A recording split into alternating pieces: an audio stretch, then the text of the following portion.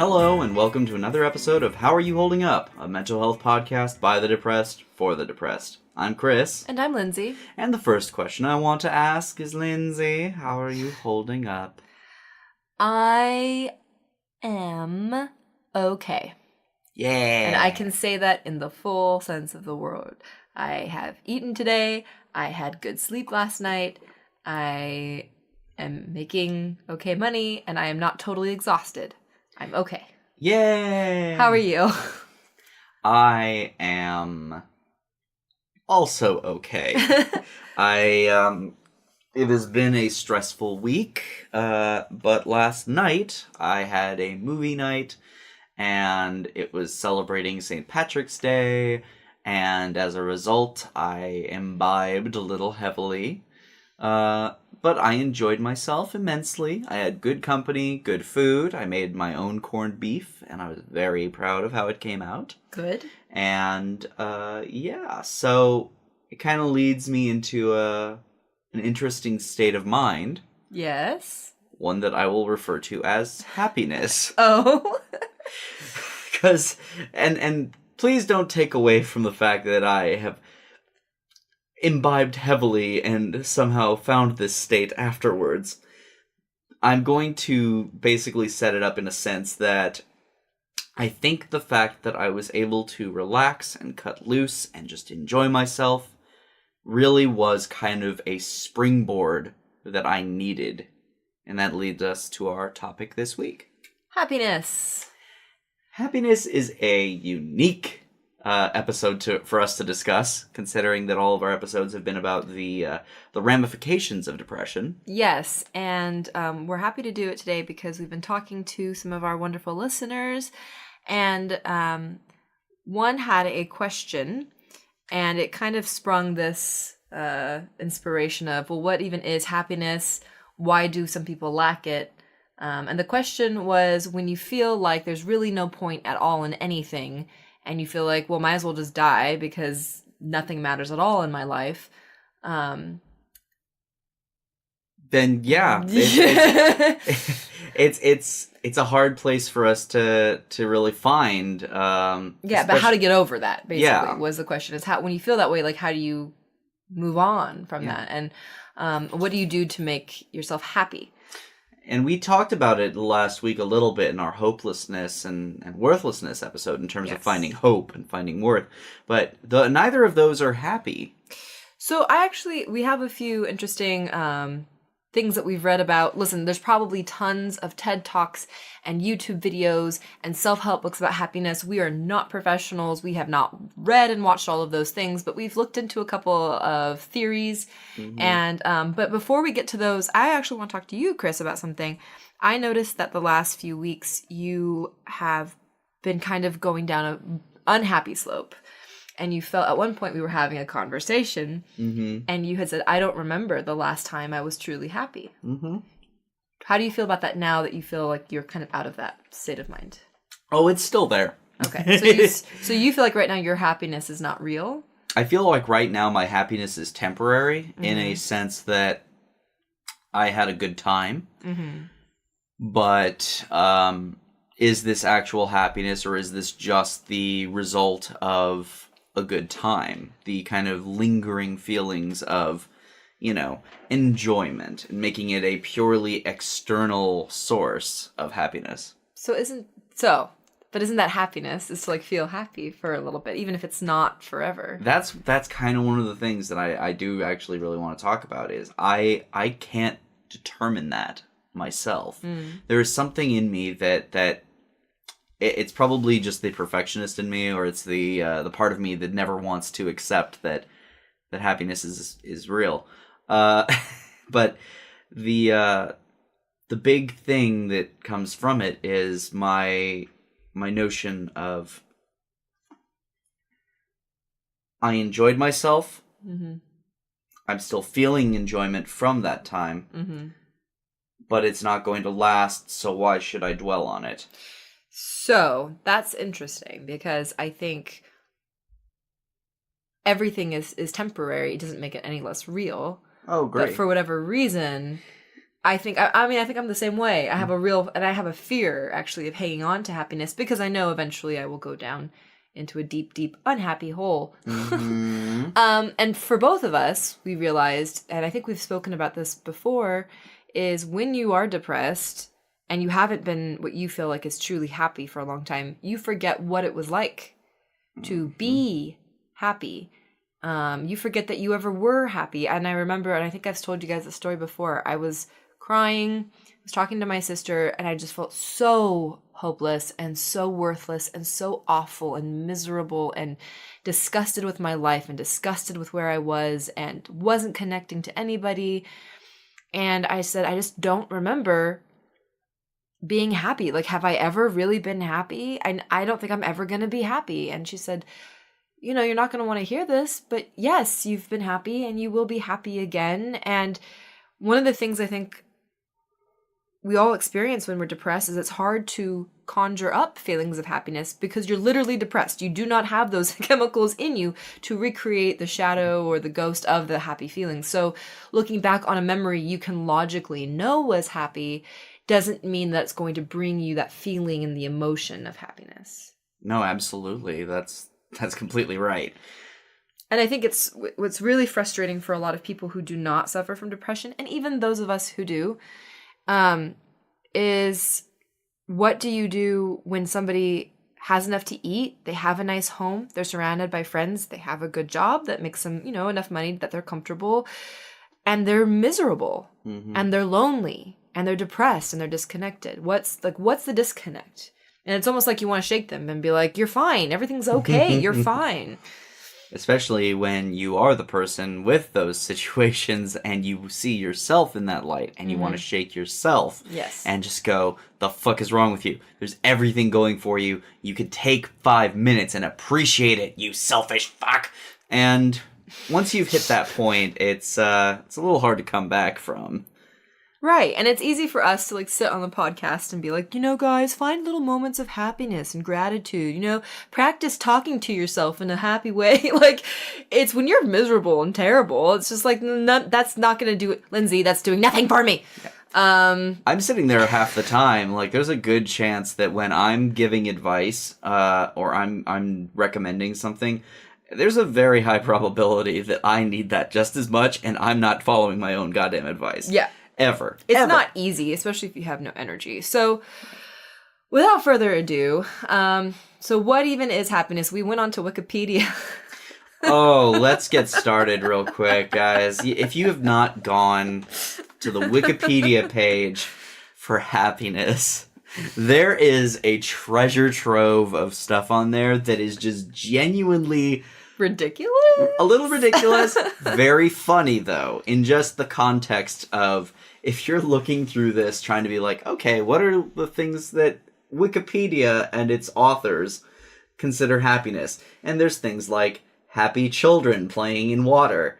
There's pictures, these ridiculous random pictures. Yeah, these pictures of a smiling 95-year-old man from Chile.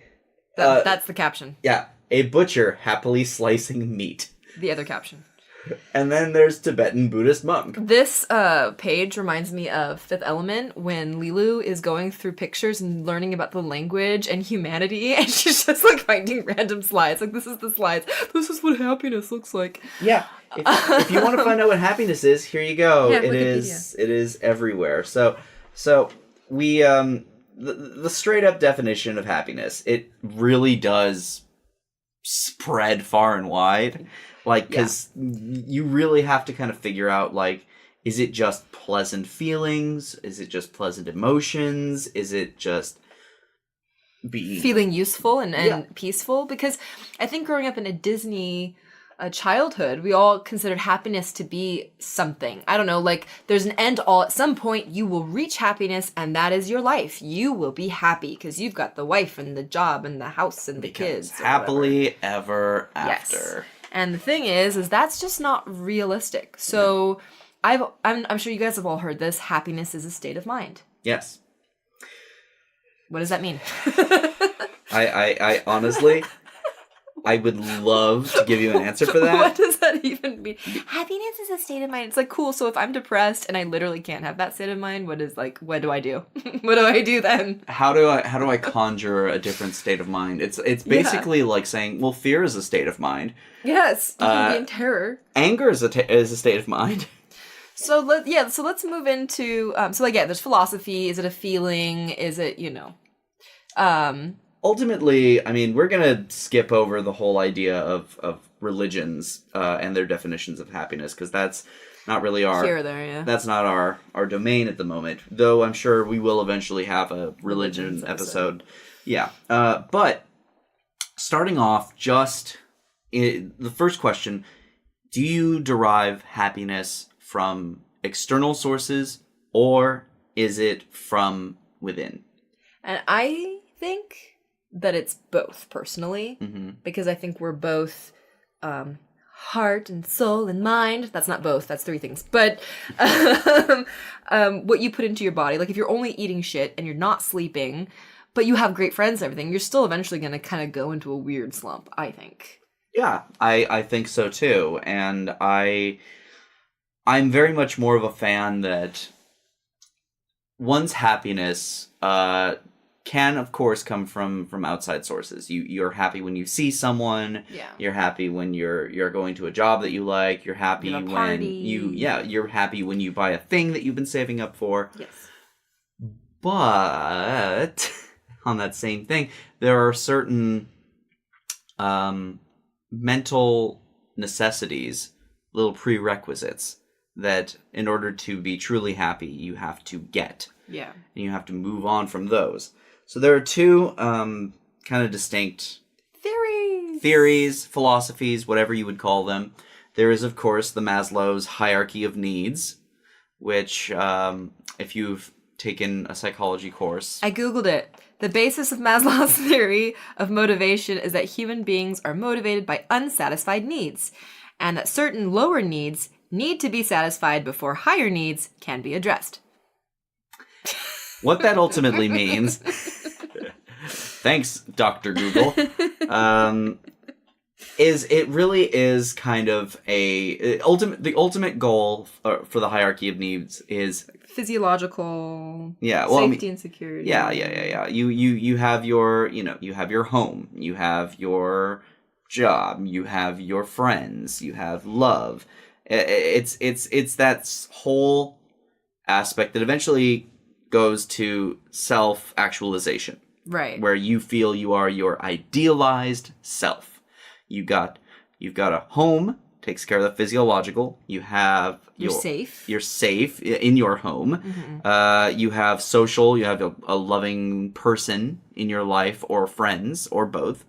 You have your it says esteem, but I think esteem and self-worth, honestly. Esteem and self-worth, yeah. It's the same basic concept at that point. Mm-hmm. So you feel good about yourself, and then ultimately you are your perfect person. Now, it is a little bit of a kind of selfish position to take, just because it has no influence in terms of you doing outward good to anyone but yourself. But I wonder if that's if that could be a part of one of the other parts of that pyramid, like your esteem or social. I mean, there's a possibility of that, sure. Yeah. But in the strict sense of what Maslow had written, he never wrote anything about like doing cool things for other people. Yeah. Which community does kind of fall in, which leads me into the second theory, one that I kind of prefer in my own mind, which is self-determination theory, of which a happy person has three things going for them: competence, autonomy, and relatedness. What these mean, ultimately, competence is your ability to do things well. Whatever you are doing, you are able to do it without fucking things up too bad. Autonomy, you are able to choose what it is you want to do, whether you are given a certain task and the parameters are succeed in whatever way you feel like doing. You can use any method. You can do anything you want. Relatedness is your ability to work with others and your ability to be social.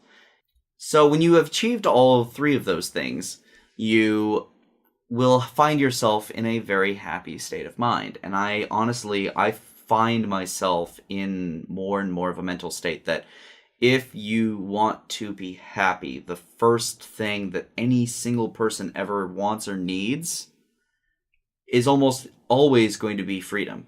That's what we were talking about earlier, because we were discussing why there's so much depression in teenage years.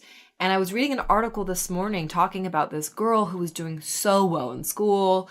I mean, just amazing at anything she put her hand to. Her family loved her. She had friendships and hobbies. And she killed herself. And everyone was shocked when they went through her diary, and it said, she was just talking about how worthless she felt and how she wasn't worthy and she was stupid and all these terrible, terrible things. Mm-hmm. And we were like, what is it when you're because I felt the same way. Yeah. And I still sometimes do feel that way. I think everybody does, as to a certain extent.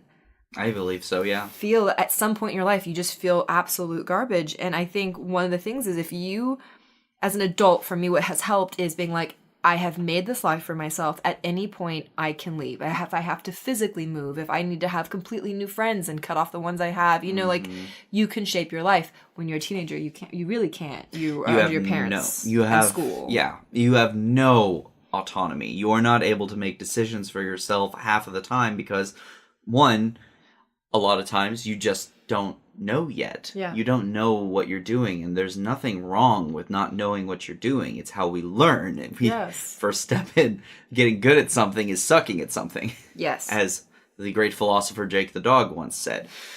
Now, if you take that, though, in somebody who is given infinite knowledge, if you're given the resources of the internet, and you have to look and you have to see everything that is possible in this world, and everything available to you is nowhere near that.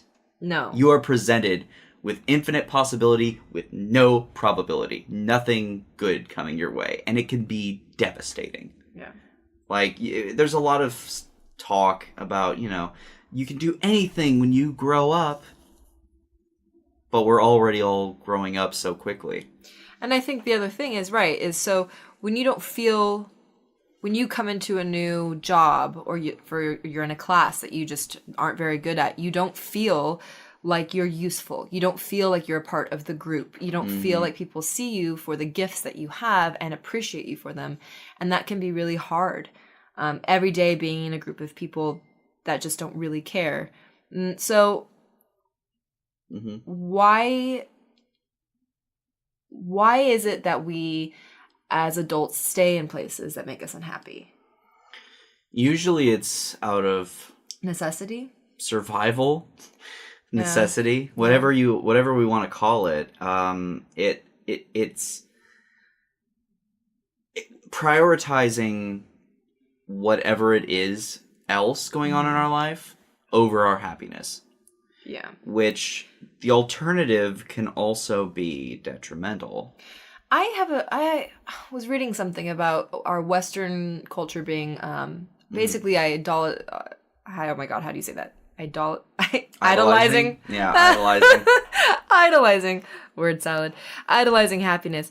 And maybe instead of focusing on happiness so much, focusing on helping others, focusing on becoming a good person. So don't worry about being happy. Worry about being a strong character, doing the right thing and when it's hard.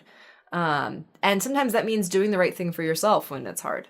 It's really an aspect of just being selfless as much as you can. Yeah. And that's not something that America really, the US of A, does not push. Like, be a good person, be a strong person. It's like, get fake stuff and make lots of money and be hot and you'll be famous and make money and be happy. Yeah. Which obviously is not true, because we see celebrities going through really hard times and sometimes committing suicide. So we're doing something wrong here. Yeah, there is, ultimately, there has to be a point in your life where you will want to be you will want to stop being sad. You'll want to stop being unhappy. And most of the time, it is a little beyond your control to find what it is that would inspire you to stop being unhappy, to be happy, actively be happy.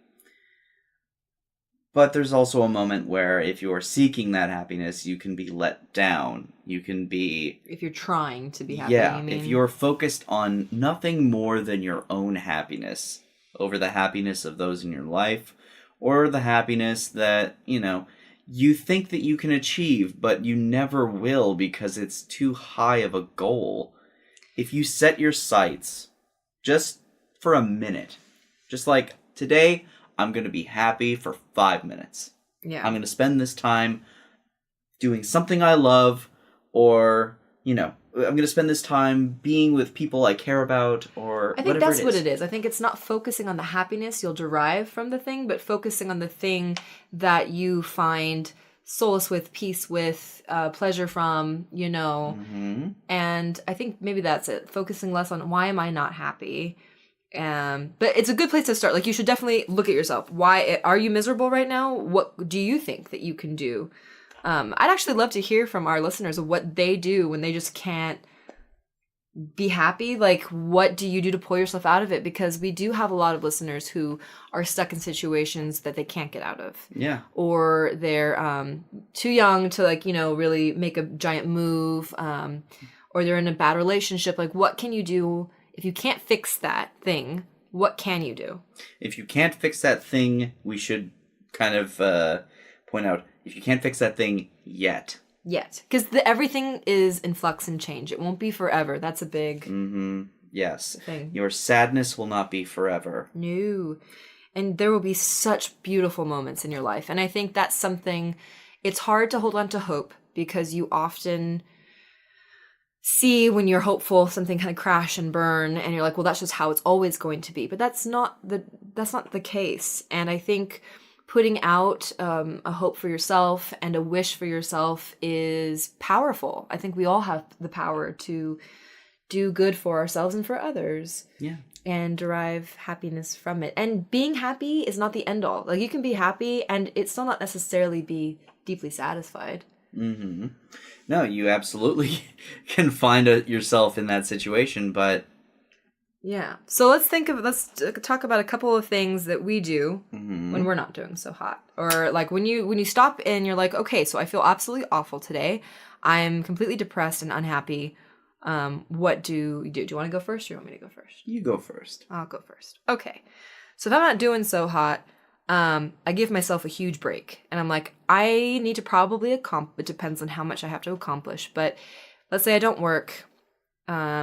Then I'm like, I'm just going to do a couple of the basic things. I'm going to force myself to eat something. I'm going to force myself to be hydrated. I'm going to take care of some basic needs. And then if I do like one chore, I will give myself a big treat and contact people. I try to reach out to, like, we've talked about the core group people in your life that should be a support. And it helps sometimes for me to go back into journals and read times that I was happy or grateful, or look at pictures of when something that brings me joy is seeing like my nephew and niece. That can pull me out of a lot of, not depression, but pull me out of like a really bad state, for example. Sure. If I'm not doing so. It's like, you know what, in the scheme of things, I had 10 bad minutes last night and that's not going to ruin my whole day today. Yeah. For me lately, to be perfectly honest, a lot of the messages that we've been sent from our listeners have been helping me pull myself out of darker headspaces where, I'm part of something that is making a difference and is making people's lives better. That's a big thing at this point for me. That and looking through, sometimes, it doesn't work all the time, but sometimes going through memories, going through times when I have to sit there and go and actively force myself to remember, that's right, I was really happy this point in my life, or I was really happy with this person, or I was really happy in this photo. And it's difficult to do. Yeah. Because it is absolutely, it can throw you one way or the other. You could either be happy that it happened or be devastated that it's gone. And it's when you find that balance of devastation and happiness. And sometimes you just gotta cry, man. Yeah. You just gotta cry. But I think what you said was it's a noble pursuit to help somebody else or be of service to somebody else. It helps me when I'm not doing so well and my friend tells me something they're not okay with, something that's happening in their life, and I feel like I can help them in some way. So yeah, this podcast has been awesome for us. I'm hearing from you guys. And although funny enough, I have imposter syndrome with this podcast. I feel very much sometimes like it's almost not real. Like we're not actually helping, or we're not reaching out to people, or it's just us yelling into a void. Mm-hmm. I try not to let that get to me too much. I've got imposter syndrome in other places in my life. I don't need this podcast being one of them. But on that note, we really can't thank you all enough. Yes, for your support. For your support, for listening, for commenting, for following us on Instagram at HAYHU Podcast. We are going to be doing another experiment. Our last experiment was the float tank, and it was interesting. We have 2 parts on that if you want to take a listen. Our next experiment is going to be much shorter and more accessible. Yes. It's going to be the B12 shot. Yes. This is something that I've actually... after we discussed it, I also discussed it with my therapist. Mm-hmm. And he said that, yeah, that is definitely a viable possibility. It affects people differently, but it could be very helpful. It could be good in getting those energy levels up. So I've never seen any negative effects for it. I'm hoping for I'm a low energy person, so I'm hoping for a happy boost. We will see, and we'll let you guys know, of course. Yep, that'll be over the next few weeks that we'll be looking into getting that done. So yeah. Until next time, like the Facebook page. If you want to send us something directly, go ahead and email mailbag@HowAreYouHoldingUp.com. Don't forget our Reddit. Yes, we have the How Are You Holding Up subreddit. It's How Are You Holding Up. And as always, don't tell us to just get over it.